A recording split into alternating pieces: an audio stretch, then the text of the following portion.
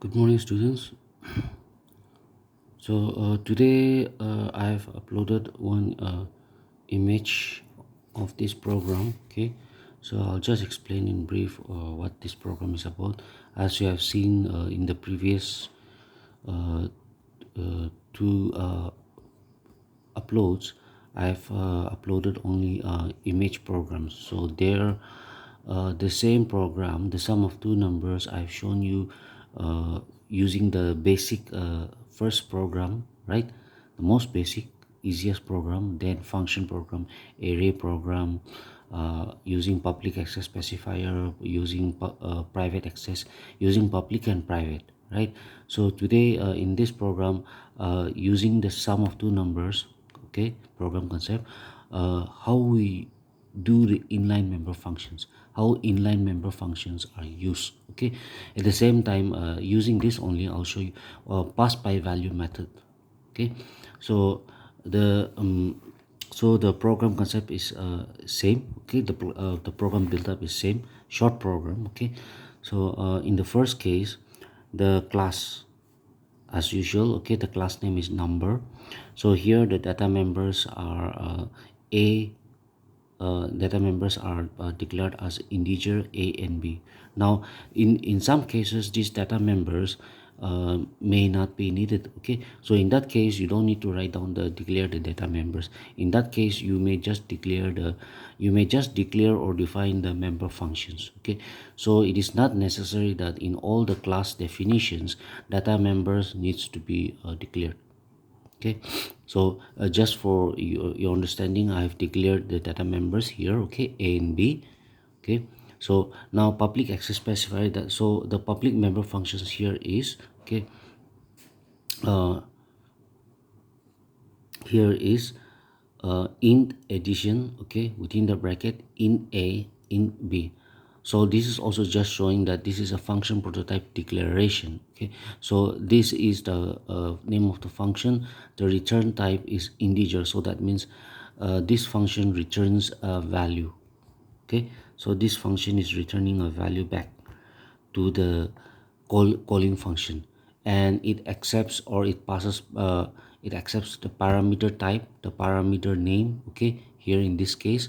So that means it accepts argument, it passes argument. Okay, so this is a normal function prototype declaration. So based on this, the call function is also written here.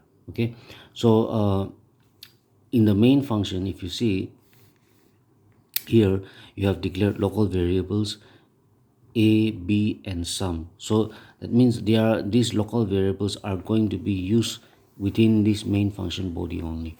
Okay, so here number num, so this is the object created or object declared through the class name number. Okay, so an object is always declared with the class name. Here in this case the class name is number. So when you declare an object, the compiler allocates memory space for the object and the data members to store the data values. Okay, so next stage is the cout statement, enter the two numbers. So since the variables are declared here, that's why here in the main function itself we are entering the data from the keyboard. So using the c input stream, okay, the data are stored for the a and b here. Okay, so unlike using the scope resolution operator or in the function definition here in this program, okay, in the main function itself the two numbers are entered here. Okay, and in the next line statement, okay, sum equals to num dot addition within the bracket a comma b. So this is your calling function. Okay, so in this case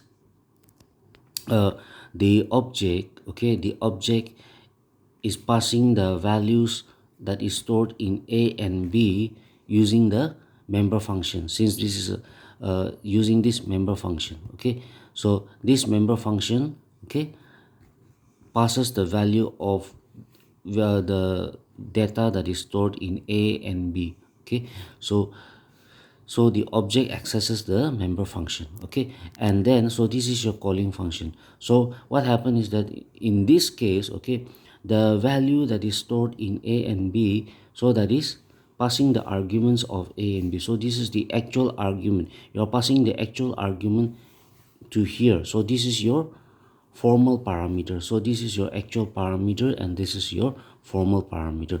So this calling function, okay, so it is invoking this function to execute this function body. So this is your calling function. Calling function is invoking this function, okay, this function. So and passing the value from here to here. Okay, so this is your formal argument. So this A and B, okay, this stores since the variables are already declared here, right? Okay, and here also it's been declared, so it stores the value here. Okay, so in this case that is pass by value. Okay, I hope you already know pass by value.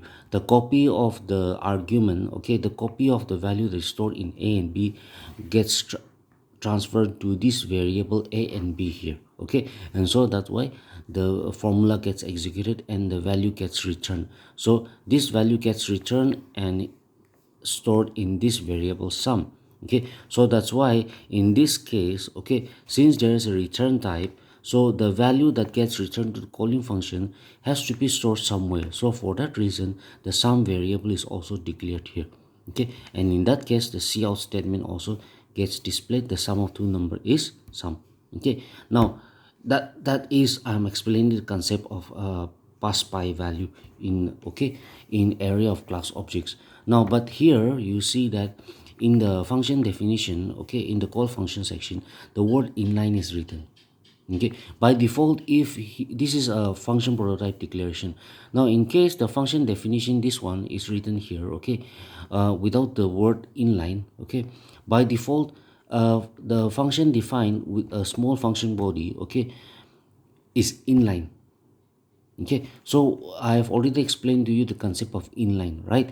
What inline does, uh, in the case of this, since this function is made inline, okay, so instead of doing all this pass by value concept, okay, transferring the value here, the address, okay, then transferring returning back the value like that, okay, when this function is declared as inline, okay, what, depending on, it is not a request, it is not a command, it is actually a request to the compiler, okay, to be made, to make this function body inline. So what happened is that depending on that, then the this function body, this return A plus B, okay, this function body gets copied, okay, in place of this calling function here. Okay, so instead of going to and fro, okay, repeatedly, okay, then this function body gets copied in here. Okay, so directly after, so what happened is that without passing the address, okay, without passing the value, okay, directly, since this function body, the copy of this function body gets typed here, okay, so directly that value gets transferred to this sum variable.